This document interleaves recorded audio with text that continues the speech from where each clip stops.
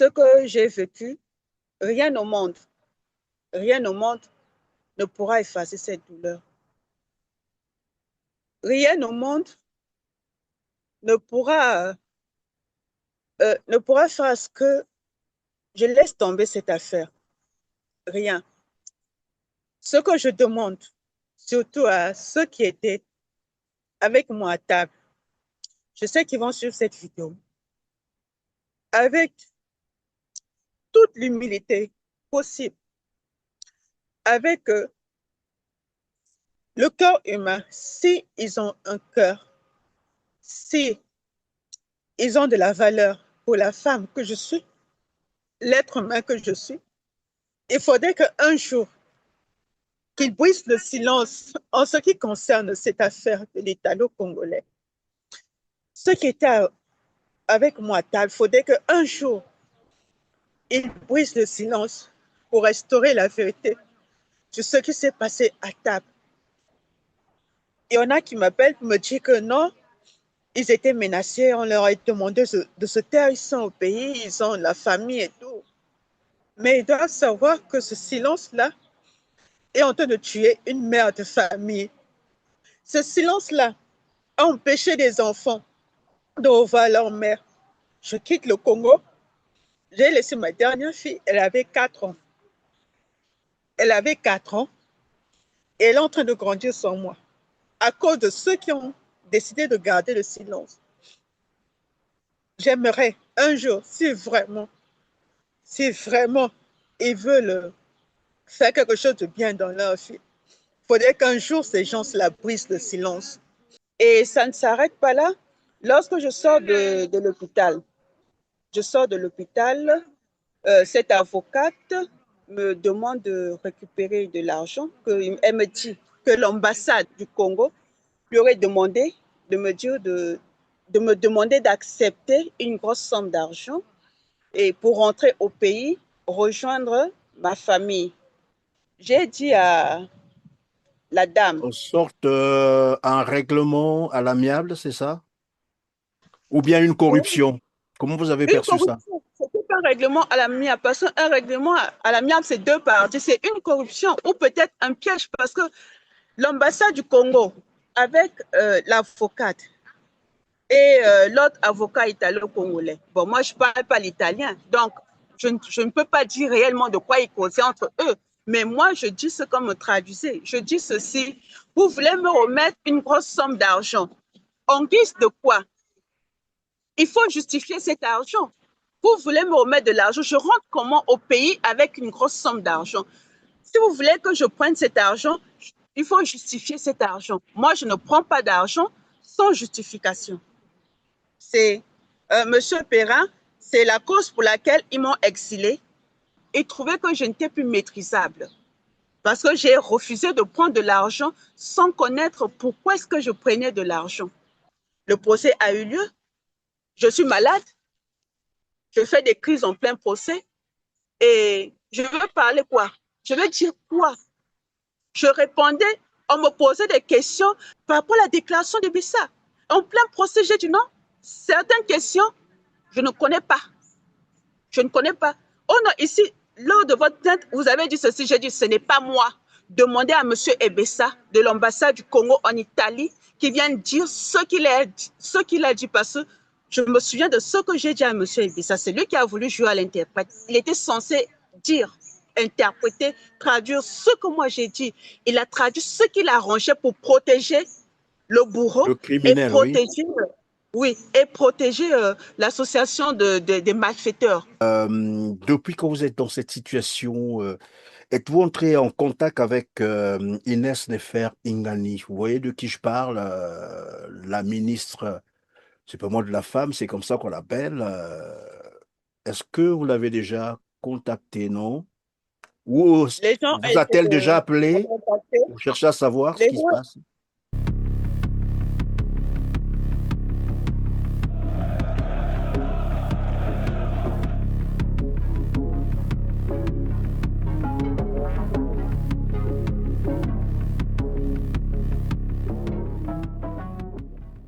Oui, donc, Alfred, je nous sommes, parle pardon, nous sommes aussi suivis par des enfants. Et donc, on va se garder de certains termes. Bon, donc je retiens que finalement, vous avez, le monsieur a abusé de vous, voilà, commis des actes, comme vous l'avez dit tout à l'heure, de viol sur vous. Et on va pas aller dans les détails, mais ceux qui nous suivent comprennent de quoi nous sommes en train de parler. Et donc, lorsque vous êtes sorti de là, qu'avez-vous fait après? Pour sortir de là, j'avais dû user de malice. Tout simplement Vous parce avez fait que comme qui dirait le roseau, c'est-à-dire ben, vous laissez faire pour éviter que quelque chose d'irréparable n'arrive, ben, le temps évidemment le de matin, vous tirer de cette affaire. déjà Oui. cette nuit-là, je ne pouvais rien faire. Tout était fermé. Si j'entamais une bagarre, soit il me tuait ou je le tuais. Cette nuit-là, c'était comme ça. Le milieu dans lequel nous étions, ce n'était pas un hôtel. Contrairement à ceux qui veulent faire savoir, ce n'était pas un hôtel, c'était un milieu isolé. Ce n'était pas un hôtel. Donc, enfermé, ou je le tuais ou il me tuait. Il faut noter cela déjà cette nuit-là. Et le lendemain, il a recommencé. Il a recommencé. Jusque, je, quand vous dites, je ne rentre pas dans certains détails. Le lendemain, il a fait tout ce qu'il voulait. Tout ce qu'il pouvait trouver, il m'introduisait ce qu'il trouvait. Imaginez, imaginez un peu. Et pour sortir de là, parce qu'il m'avait dit que tu ne rentres pas au Congo, tu restes ici en Italie avec moi. On m'a dit que tu es ma pute. Qui lui a dit que je suis sa pute? Point d'interrogation. J'aimerais bien savoir un jour qui lui a dit que moi je suis sa pute. Il m'a dit que je suis sa pute, donc je ne devais pas rentrer au pays. Et vous avez signalé tout cela au niveau du tribunal lors du procès? Vous avez signalé tout cela à votre avocat? Au tribunal, déjà, lors du procès, qu'est-ce qui se passe? Pour que je vous explique un peu. Aujourd'hui, Ebessa, il prend l'avocate, la première italienne. Elle parle français, moi je ne parle pas l'italien. Et c'est lui qui explique ce qu'il doit expliquer. Peut-être moins d'une semaine, je n'ai plus la notion de jour. Le procès a eu lieu. Je suis malade. Je fais des crises en plein procès. Et je veux parler quoi? Je veux dire quoi? Je répondais, on me posait des questions par rapport à la déclaration de Bissa. En plein procès, j'ai dit non. Certaines questions, je ne connais pas. Je ne connais pas. Oh non, ici, lors de votre plainte, vous avez dit ceci. J'ai dit, ce n'est pas moi. Demandez à M. Ebessa de l'ambassade du Congo en Italie qui vient dire ce qu'il a dit parce que je me souviens de ce que j'ai dit à M. Ebessa. C'est lui qui a voulu jouer à l'interprète. Il était censé dire, interpréter, traduire ce que moi j'ai dit.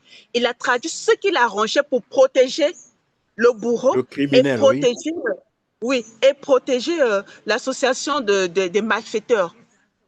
Donc, au tribunal, je ne pouvais pas expliquer certaines choses parce qu'on posait les questions par rapport à la plainte. Et lorsqu'on Bon, pardon, parle, Alfred, malheureusement, le temps est déjà presque à la fin. Une fois que vous avez vécu tout ça avec tout ce que Fabricio vous a fait, a abusé de vous, vous avez dit qu'il a mais vraiment fait voilà, du sale, il faut le dire comme ça. Quand vous êtes sorti de là, avez-vous informé la ministre Lydia Micolo? Elle était encore en Italie ou elle était déjà partie? lorsque, après avoir joué avec mon corps, j'ai dû le tromper pour lui dire qu'il me ramène à l'hôtel, la ruse, qui me ramène à l'hôtel, que les autres me voient, qu'ils voient que je vais bien et tout. Et puis, lorsqu'il me jette à l'hôtel, parce Il qu'il vous m'avait jette à jeté, il l'hôtel, jeté, c'est-à-dire m'a jeté à l'hôtel. Donc, il démarre le véhicule. Il était conscient de ce qu'il faisait. Il démarre le véhicule.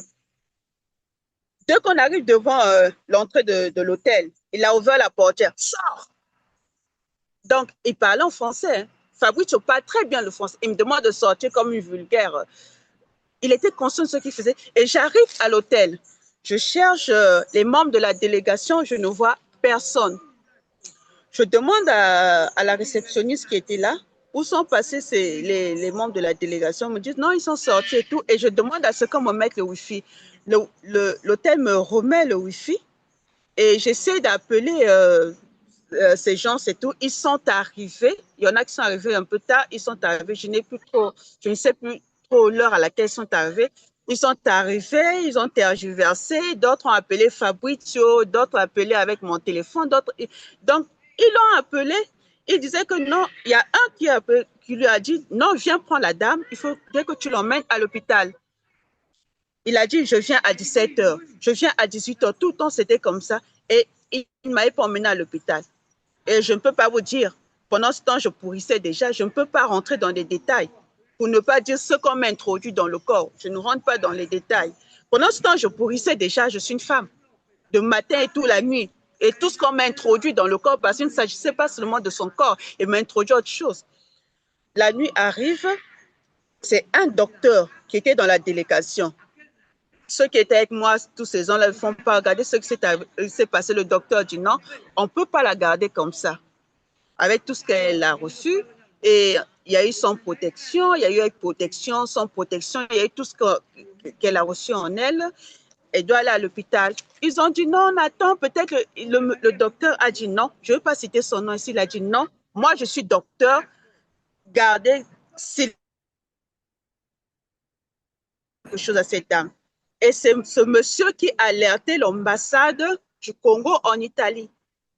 Ce monsieur a alerté l'ambassade et l'ambassade a alerté tout le monde. Donc, chacun, les coups de fil passaient. Et cette nuit-là, je crois que c'est Madame Ebina est venue. Elle m'a dit, Madame la ministre a demandé que je lui envoie tout ce que j'ai pu avoir comme preuve contre ce monsieur et tout pour qu'elle règle la situation. Bon, innocemment. Et c'est là où je transfère toutes les vidéos et certaines images qui ont fuité. Toutes les vidéos, j'ai transférées. Et ceux qui étaient avec moi aussi avaient les vidéos. Donc, il y avait des vidéos de l'hôtel où j'étais logée. Donc, ils ont partagé sans savoir laquelle et les différents endroits, chacun interprété à sa manière. Donc, c'est comme ça que certaines vidéos se sont retrouvées éparpillées. Et cette nuit-là, on ne m'a pas emmenée à l'hôpital. C'est le lendemain en Italie viennent pour nous dire que non, on va voir l'ambassadeur. À ma grande surprise, on n'est plus allé voir l'ambassadeur. Ils nous ont conduits à la police. C'est maintenant la police qui leur a imposé à ce qu'on m'emmène à l'hôpital. La police a écrit, a donné l'adresse et tout et tout. C'est la police qui a pris en charge tout ce que vous connaissez, quoi. Mais si, concernant que M. Ebessa, s'il ne s'agissait que de M. Ebessa, de l'ambassade du Congo en Italie, on ne devait même pas aller à l'hôpital. Mais c'est la police qui a imposé à ce qu'on m'emmène à l'hôpital. Oui, mais Et à l'hôpital, on a est-ce que finalement, vous avez rencontré Madame Lydia Mikolo dès lors qu'elle était déjà informée? Est-ce que vous l'avez rencontrée? Ou Je n'ai pas, a-t-elle cherché à vous rencontrer? Non? je n'ai pas rencontré Madame Lydia Mikolo. Il paraît qu'elle était déjà en France. Madame Lydia Mikolo et tous les autres, soi-disant, ils étaient tous en France. Moi, je ne sais pas s'ils étaient en France ou pas, mais je ne l'ai pas rencontré. Je ne l'ai pas rencontré. Par contre, ce que j'ai trouvé de bizarre, pendant l'exposition, l'activité, après le départ du président de la République, les mines avaient changé. J'ai tout fait pour rencontrer Madame Lydia Mikolo, pour lui demander pourquoi est-ce que Mireille Opa nous demandait de faire rentrer les choses et tout, mais les gens ont tout fait que je ne puisse pas causer avec elle. Je voulais vraiment causer avec elle, je n'ai pas pu. Alors, Alfred, nous sommes à la fin de cette émission. C'est tellement long comme histoire. On y reviendra pour la suite. Mais pour conclure, on va revenir sur le procès. C'est ça.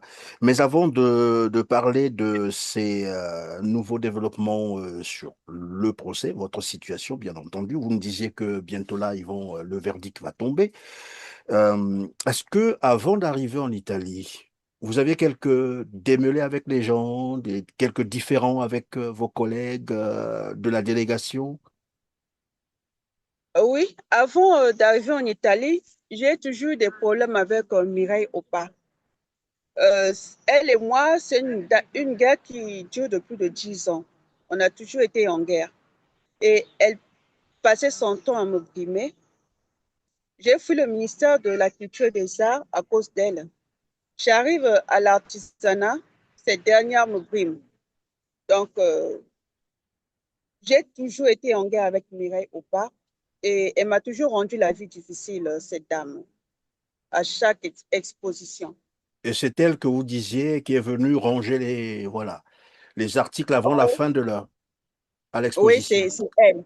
C'est elle. C'est elle. Et c'est même le lendemain, elle est venue récupérer mes articles. Alors que elle et moi au Congo, on ne se cause pas. On ne se causait pas. Mais le lendemain, elle est même venue prendre mes articles. Je peux même pas.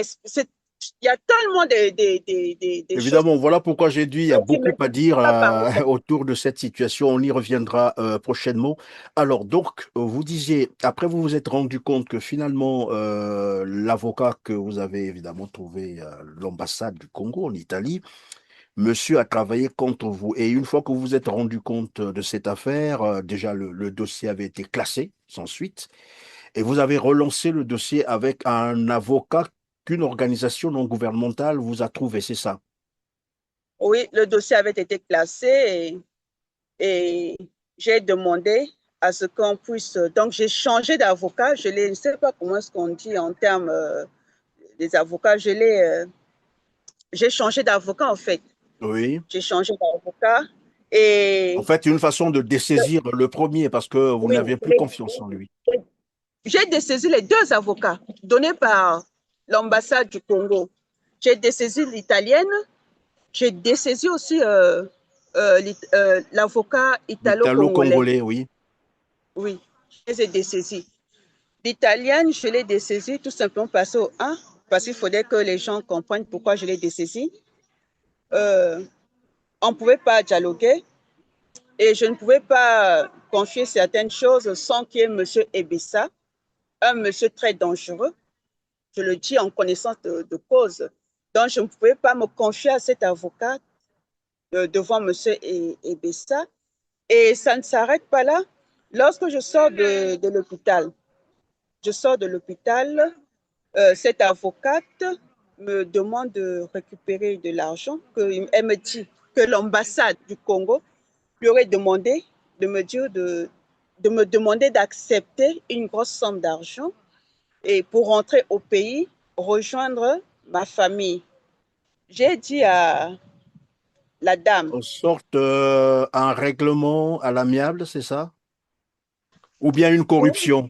Comment vous avez une perçu ça? corruption, c'était pas un règlement à l'amiable, parce qu'un règlement à l'amiable, c'est deux parties. C'est une corruption ou peut-être un piège, parce que l'ambassade du Congo, avec l'avocate et l'autre avocat italo-congolais, bon, moi, je ne parle pas l'italien, donc je ne peux pas dire réellement de quoi ils causaient entre eux. Mais moi, je dis ce qu'on me traduisait. Je dis ceci, vous voulez me remettre une grosse somme d'argent. En guise de quoi? Il faut justifier cet argent. Vous voulez me remettre de l'argent, je rentre comment au pays avec une grosse somme d'argent? Si vous voulez que je prenne cet argent, il faut justifier cet argent. Moi, je ne prends pas d'argent sans justification. C'est Monsieur Perrin, c'est la cause pour laquelle ils m'ont exilé. Ils trouvaient que je n'étais plus maîtrisable parce que j'ai refusé de prendre de l'argent sans connaître pourquoi est-ce que je prenais de l'argent. Et ici, en Italie, il y a des règles. Une avec une certaine somme, tu ne peux pas te promener avec. Et si on m'arrêtait à l'aéroport avec une certaine somme, ils allaient dire que non, on ne lui a pas donné de l'argent. Donc, en fait, ils m'ont tendu un piège. J'ai même encore des messages écrits, hein, parce que même après là, on s'est écrit avec plusieurs autorités de l'ambassade. Mais il faut bien protéger ça parce que sinon on peut vous voler même le téléphone, hein. Il faut faire très Oui, attention. j'ai des messages écrits. Je dis, je ne prends pas d'argent sans connaître pourquoi est-ce que vous me donnez cet argent-là. Et c'était le dernier jour que j'ai mis pied quand on s'est rencontrés avec ces gens-là. J'ai dit, je ne prends pas de l'argent comme ça. Vous devez justifier pourquoi est-ce que vous me donnez de l'argent et vous devez signer. Au cas où on m'a arrêté, qu'on sache que c'est l'ambassade ou X qui m'a donné cet argent pour tel motif. Ils ont réfléchi, ils ont décidé de m'exiler. de m'exiler et ça ne s'est pas arrêté là, de m'envoyer à Napoli. Ils ont utilisé encore une Camerounaise pour m'envoyer à Napoli. À Napoli, là-bas, c'est encore une autre paire de manches où on a eu à me faire certaines choses. Je dis des choses vérifiables. Je ne rentre pas dans certains détails pour ne pas Non, il vexer faut le réserver public. ça pour la justice. Oui, Et donc, et là, vous disiez que vous avez donc relancé le procès avec un autre avocat oui, qu'une ONG oui, vous a voilà trouvé. Et oui. l'affaire a été finalement relancée. Et la suite, c'est quoi? Qu'est-ce que ça donne à la date d'aujourd'hui? Nous sommes évidemment le 9 mai En tout cas, 2026. ce n'est pas facile. Je peux vous dire, humainement, en tant qu'une femme, et je me suis battue. Je me suis battue de toutes mes forces pour faire face à ces problèmes, ces marées. Jusqu'à présent, on attend le verdict. Ça me fait 2 ans et demi que je suis loin de mes enfants. Mes enfants sont abandonnés seuls. Au quotidien, comment les enfants font pour vivre, puisque vous n'êtes pas sur place? Ça fait quand même 3 ans, presque bientôt non, plus de trois Ouais. ans, puisque c'est en janvier 2023, plus de 3 ans déjà que vous êtes en Italie. Comment font les enfants pour vivre? Ce n'est pas facile, monsieur le journaliste.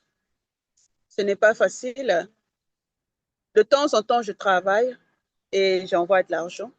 De temps en temps. Ah, finalement, vous avez trouvé du boulot, c'est De ça? temps en Et temps. vous vous De êtes temps en arrangé? temps. Ça n'a pas De été temps en facile, temps. apparemment, hein. Lorsqu'on arrive dans un pays où on ne connaît pas la langue, après, il faut se battre jusqu'à avoir trouvé un logement, un travail, et c'est très Le complexe. logement, je l'ai. Le logement, je l'ai déjà, mais le travail, c'est de temps en temps. Et n'oubliez pas que je suis artiste, je fabrique les œuvres d'art et je vends de temps en temps. Alors, donc, vous disiez que vous attendiez maintenant Oui, on attend le le verdict. verdict, mais Et que vous laissez-moi dit vous dire votre de temps avocat? en temps, Il est rassurant. Le nouveau, bien sûr, que vous avez eu, votre avocat, qu'est-ce qu'il vous dit? C'est je une l'ai dame? rencontré il y Un a homme? déjà 10 jours. Il m'a dit qu'il attend. Mais par contre, une chose qui me fait peur, ça je tiens à le dire, euh, l'appel, le message de Monsieur Tienzel, tous les jours me revient à l'esprit et je cherche à comprendre ce qu'il voulait dire par là. Monsieur Tienzel m'avait demandé de ne pas perdre mon temps en Italie, que le gouvernement congolais aurait déjà réglé cette situation. Donc, Bon, je mais suis là. moi j'ai envie de vous dire que l'Italie, ce n'est pas le Congo. Voilà, le Congo, tout est permis. Les gens peuvent faire tout ce qu'ils veulent. D'abord, le droit n'existe pas au Congo et les gens ont l'impression que ça peut fonctionner comme ça aussi ailleurs. Non, je peux vous apprendre qu'en Italie, les gens sont sévères. Le droit reste le droit, la justice reste Ouais. la justice. Et même si vous êtes président de la République, s'il faut vous condamner, on va vous condamner. Donc, tout ça, évidemment, c'est pour vous démotiver aussi, voilà, moralement, vous abattre moralement. Je comprends comment. Mais dans tous les cas, ce que vous avez à faire, c'est de croire en la justice italienne. Dès lors que l'affaire est déjà à ce niveau-là, vous disiez tout à l'heure que vous attendez maintenant le verdict. Il va tomber, il finira par tomber, le verdict. Et Oui, voilà mais pourquoi au je vous début posais quand la même, question de savoir, est-ce que lorsque votre avocat vous en parle, il est rassurant que les choses se sont très bien passées, que vous avez été bien défendu oui, finalement? oui, il est rassurant et il est beaucoup fier de me voir parler maintenant parce que l'état dans lequel j'étais, ce n'était pas facile. C'était pas facile. Il faut rappeler que je sors d'une tentative de suicide et quand on fait une tentative de suicide, on est gardé à l'hôpital, c'est pas facile. C'est pas facile, mais je me remets petit à petit. Vous savez, les gens disent que ça fait 2 ans ou bientôt 3 ans que le temps a marqué sa présence et que je devrais oublier. Monsieur le journaliste, il y a des plaies qui ne cicatrisent pas. Ce que j'ai vécu, rien rien au monde ne pourra effacer cette douleur. Rien au monde ne pourra, ne pourra faire à ce que je laisse tomber cette affaire. Rien. Ce que je demande, surtout à ceux qui étaient avec moi à table, je sais qu'ils vont suivre cette vidéo, avec toute l'humilité possible, avec le cœur humain, si ils ont un cœur, si ils ont de la valeur pour la femme que je suis, l'être humain que je suis, il faudrait qu'un jour, qu'ils brisent le silence en ce qui concerne cette affaire de l'Italo-Congolais. Ceux qui étaient avec moi à table, il faudrait qu'un jour, ils brisent le silence pour restaurer la vérité sur ce qui s'est passé à table. Il y en a qui m'appellent pour me dire que non, ils étaient menacés, on leur a demandé de se taire, ils sont au pays, ils ont la famille et tout. Mais ils doivent savoir que ce silence-là est en train de tuer une mère de famille. Ce silence-là a empêché des enfants de revoir leur mère. Je quitte le Congo, j'ai laissé ma dernière fille, elle avait 4 ans. Elle avait 4 ans et elle est en train de grandir sans moi à cause de ceux qui ont décidé de garder le silence. J'aimerais un jour, si vraiment ils veulent faire quelque chose de bien dans leur vie, il faudrait qu'un jour ces gens-là brisent le silence. Un sénateur, monsieur le sénateur, je ne sais pas si vous voyez cette vidéo, vous êtes père de famille, moi je suis une mère de famille. J'aimerais qu'un jour vous brisez votre silence concernant ce qui s'est passé à table.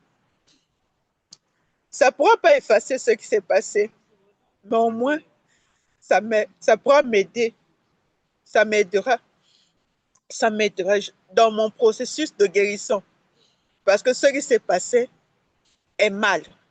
Aucun être humain ne mérite de subir cela. Aucun être humain. Et Alidja Mikolo, elle devrait savoir que ce qui s'est passé est très mal. Tôt ou tard, il faudrait qu'elle remette de l'ordre. Tôt ou tard, je n'ai rien à l'imposer. Elle est une mère, une femme, elle a des enfants. Et il s'agit de donner ses enfants pour aller défendre son pays, aller défendre les couleurs de son pays avec ses propres moyens. Être victime d'un coup comme ça, c'est pas juste. Tôt ou tard, Oui, c'est pas faudrait juste Alfred. que... Malheureusement, voilà, les téléspectateurs vont nous en excuser. Alfred, voilà, un dernier mot, évidemment, un mot de la fin, un mot de la fin pour terminer. Depuis que vous êtes dans cette situation, êtes-vous entré en contact avec Inès Nefer Ingani? Vous voyez de qui je parle? La ministre, c'est pas moi de la femme, c'est comme ça qu'on l'appelle. Est-ce que vous l'avez déjà contacté, non? Ou les gens vous étaient a-t-elle déjà appelé contactés. pour chercher à savoir ce Les qui se gens... passe? Personnellement, je n'ai jamais parlé avec Madame Inès, personnellement. Par contre, les réseaux sociaux, dans les réseaux sociaux et tout, j'ai vu qu'elle avait dit que j'étais camerounaise, que j'étais camerounaise. On m'a fait lire ce qu'elle avait écrit, me condamnant même. Bon, je ne sais pas si c'était réellement ça, si c'était réellement elle qui l'avait écrit, parce que les réseaux sociaux, il y a des gens qui prennent des photos des gens, ça je ne sais pas. Mais personnellement, je n'ai jamais discuté avec la ministre, je n'ai jamais discuté avec elle. Mais suite à ce qui avait été écrit, j'ai répondu. Oui, là, vous avez répondu sur les réseaux sociaux, mais est-ce que vous lui avez adressé tout de même une correspondance spécifique pour expliquer ce qui s'est passé, pour que demain, elle ne dise pas qu'elle n'était pas informée? Je ne pouvais plus. J'avais les pieds et mains liés. Parce que dès lors que une femme est victime d'une injustice quelconque, en tant que ministre du genre, elle devait chercher à savoir ce qui s'est réellement passé, voire même dépêcher des gens pour enquêter. pour obtenir la justice, mais pas de dire que elle serait de nationalité camerounaise, que c'est une habituée de viol. Vous voyez, Ça, c'est c'est ce une qui a été injure. écrit sur les réseaux sociaux, Oui, attribué à Inès. oui, à Inès Ingani. Elle avait dit qu'elle avait lu mon livre, Une vie de Brima dont terre promise, comme moi. Donc, dans le livre, on parle de Nadège Walabi, une fille violée par son professeur. Donc, moi, je serais une habituée des viols et je serais de nationalité camerounaise. Et qu'est-ce que Donc, vous lui répondez à ce propos? Si c'est elle, bien entendu, qui a écrit, mais je pense que, bon, est-ce que c'est bien elle? Bon, on peut, je ne puisque sais ces pas. propos lui sont attribués. Oui. Et qu'est-ce que vous pensez de cela, qu'elle dise que vous serez une Camerounaise? Qu'est-ce que vous lui répondez si c'est bien sûr elle qui a dit? Je ne dis pas Si forcément que c'est elle, mais je veux c'est savoir. si c'est bien sûr elle, je dirais que elle devrait changer de ministère. Elle devrait changer de ministère parce que déjà, pour une ministre du genre, parler ainsi, ça montre suffisance que elle ne sait pas de quoi est-ce qu'elle parle, elle ne connaît pas son rôle. Et puis, j'aimerais lui dire de s'entendre avec les autres auteurs,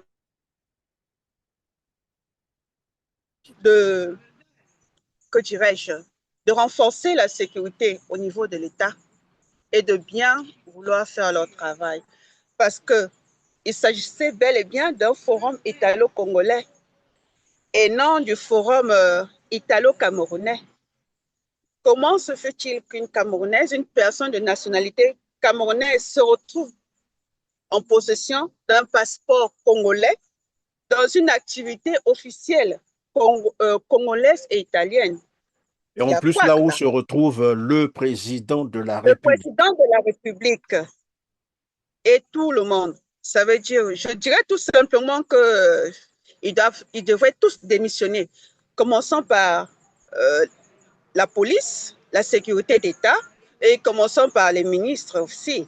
Et la ministre de petites et moyennes entreprises devrait démissionner parce que si on suit bien, ils sont condamnables. Ils sont tous.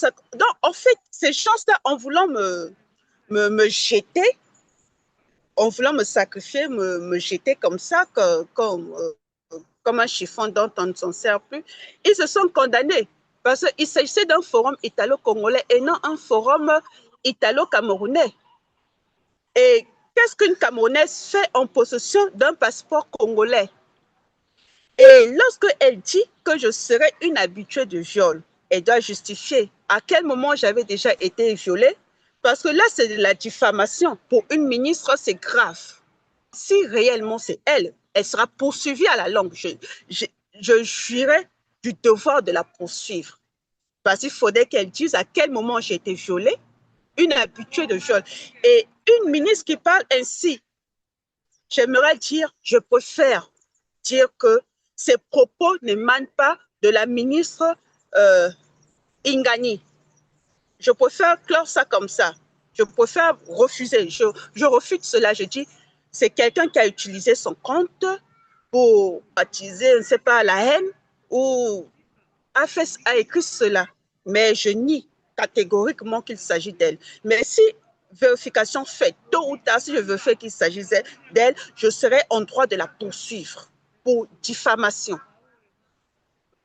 Merci Alfred Monique Onze d'avoir été avec nous, surtout d'avoir eu ce courage de vous être exprimé sans embâche et d'avoir répondu surtout à toutes nos questions. J'ai dit, nous y reviendrons parce que c'est une longue affaire. Il y a beaucoup à découvrir. Nous n'irons pas dans les détails, mais c'est pour comprendre comment, jusqu'à dans des, j'allais dire, les institutions de la République du Congo, on parle ici quand même du ministère des petites et moyennes entreprises, incarné à cette époque par Madame Lydia Mikolo, une délégation officielle, c'est comme ça qu'il faut appeler ça, une délégation officielle du ministère des petites et moyennes entreprises qui recrute des gens, des femmes, des artisans, des artisanes, qui les emmènent en Italie. Arrivé en Italie, on jette comme ça en pâture une Congolaise. Et lorsque vous suivez le script, en fait, lorsque vous suivez la situation, tout le déroulé qui vient d'être fait, moi, je peux me tromper. Bon, après, à chacun de faire ses analyses ou d'en tirer des conclusions, mais j'ai compris que c'est un coup qui avait été minutieusement préparé depuis le Congo. Oui.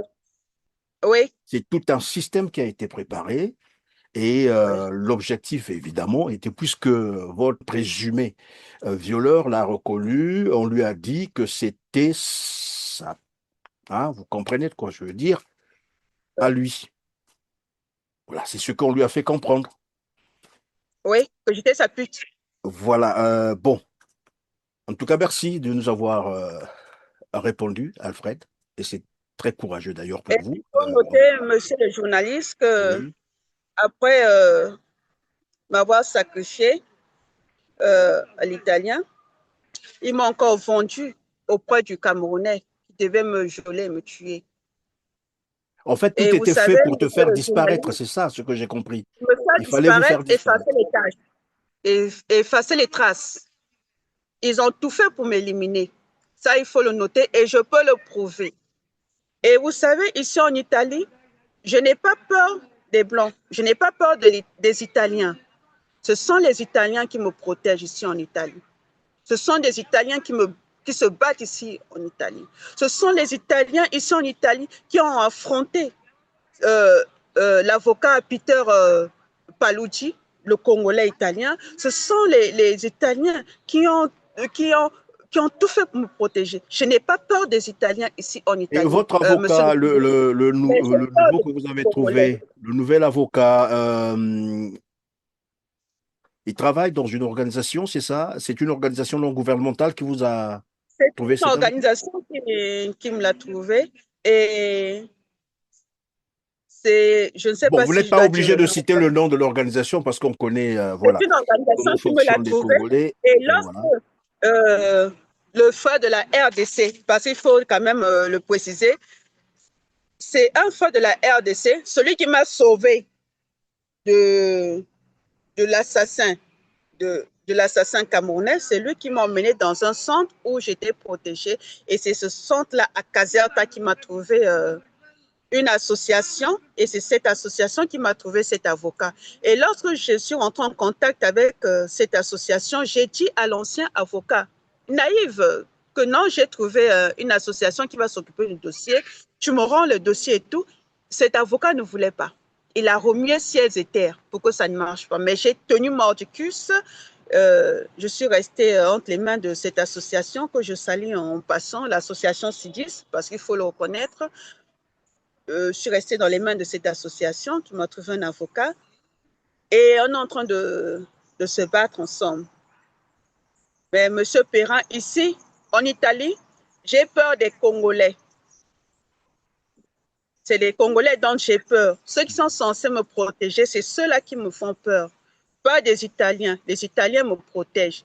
Si ce n'était pas les Italiens, Monsieur Christian, et tous ceux qui nous écoutent, qui nous regardent, je ne serais plus en vie. Je n'aimerais pas rentrer dans certains détails qui sont réservés pour le tribunal. Parce que tôt ou tard, il faudrait que certaines personnes à l'ambassade du Congo en Italie soient traquées. Il faudrait que certaines personnes qui sont au Congo soient traquées. Les Ben, gens veulent se naturellement, protéger. l'ambassadeur congolais en Italie est bien concerné dans cette affaire. Il devrait répondre un jour. Lydia Mikolo, pareil, elle doit répondre un jour de ses actes. Et tous les complices qui l'entouraient, qui connaissent cette affaire, qui ont préparé ce coup en plus C'était un coup. contre une Congolaise. Bon, malheureusement, ben voilà. En tout cas, merci d'avoir répondu à nos questions. Sinon, on ne va pas terminer. Je vous ai dit que l'affaire est tellement difficile. C'est une histoire difficile à Oui, entendre. et pour Sinon, on ne va pas soutenir finir. Itonga, il faudrait qu'il réponde de ses actes. Parce qu'ils ont publié cette vidéo tout simplement parce que j'avais refusé de retirer ma plainte. Il faut le signaler. J'ai refusé de retirer la plainte. Parce que comment se fait-il que ce sont ces gens de l'ambassade qui m'emmène à la police sous prétexte qu'on allait voir son Excellence, Monsieur l'ambassadeur. On m'emmène à la police. Moi, je ne connais pas l'Italie. Ils savent partout, ils m'ont trimballé. Ils savent partout, ils m'ont trimballé, ils sont en Italie. Je n'aimerais pas dire certaines choses qui vont vous choquer ici.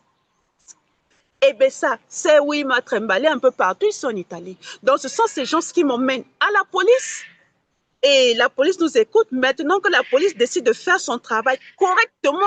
Et ce sont ces mêmes gens qui me font la pression pour que je retire ma plainte. Et ce sont ces mêmes gens qui veulent est-ce que je perde ma vie. Et ce sont ces mêmes gens qui me poussent au suicide. Ce sont ces gens qui m'ont poussé au suicide. Et il faudrait qu'ils répondent un jour, ces gens-là.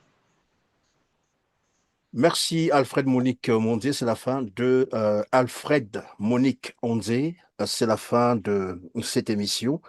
Et comme je vous l'ai promis, je reviendrai. Nous y reviendrons parce qu'il Et y il a y a beaucoup autre à chose que dire. je voulais Merci, merci signaler beaucoup. ici, s'il vous plaît. Je vous en prie. Il y a autre chose que je voulais signaler ici. Je tiens à dire à certaines personnes que j'ai beaucoup de choses à dévoiler. Par contre, j'ai les pieds et mains liés parce que mes enfants, de temps en temps, me font des pressions, me menacent parce que mes enfants sont au pays. Donc, il y a ça aussi. On vous Vous menace voyez? de représailles au Congo, Oui, c'est ça? Parce que vos enfants sont... au pays. Comment ça? Ouais. Je subis certaines pressions et c'est pas facile pour moi. Mais est-ce que vous arrivez à retenir les noms ou les personnes qui vous font cette pression-là? Parce que ça, c'est Oh, condamnable, c'est poursuivable en justice. ouais, ouais. On fait des pressions. Ben, il faut retenir les noms. À la rigueur, je ne sais pas comment faire, mais il faut les repérer et puis les identifier. Et bien, naturellement, ils vont répondre. Bien, mais merci J'ai, pour ces précisions parce que de toute façon, s'il arrivait quelque chose de fâcheux, d'irréparable aux enfants, ben, tout le monde sait désormais. La ouais, responsabilité incombera donc à l'État congolais. Bon, mais merci. En tout cas, là, c'est la fin, parce que finalement, sinon, on va pas finir. Merci une fois de plus hein, de nous avoir parlé, de nous avoir témoigné votre histoire. Mesdames, Messieurs, merci aussi de nous avoir suivis. Vous étiez là sur R7. Et c'est très gentil d'ailleurs, vous avez été très merci. aimable. N'oubliez surtout pas de cliquer sur le petit pouce en l'air juste en bas de la vidéo. Partagez-la. Vous savez, Merci. c'est pas toujours facile de parler de cette histoire. Tout le temps que je parle de ça, je revis la situation et c'est difficile pour Merci moi. Alfred. Oui, j'ai Je compris, suis j'ai obligée compris. de me faire violence, d'essayer parce J'ai que je compris. n'arrive pas. Je n'arrive pas. J'essaye, je n'arrive pas. Le temps Merci passe, Alfred. mais Voilà, là, c'est la fin. j'essaie Donc d'être. voilà, c'est la fin de l'émission. Mesdames, Messieurs, vous l'avez compris. Vous voyez que c'est très difficile d'ailleurs de l'arrêter parce qu'il y a beaucoup à dire évidemment et c'est difficile d'ailleurs de s'en passer. Mais on se dit au revoir et à très bientôt pour la suite. Merci. Merci.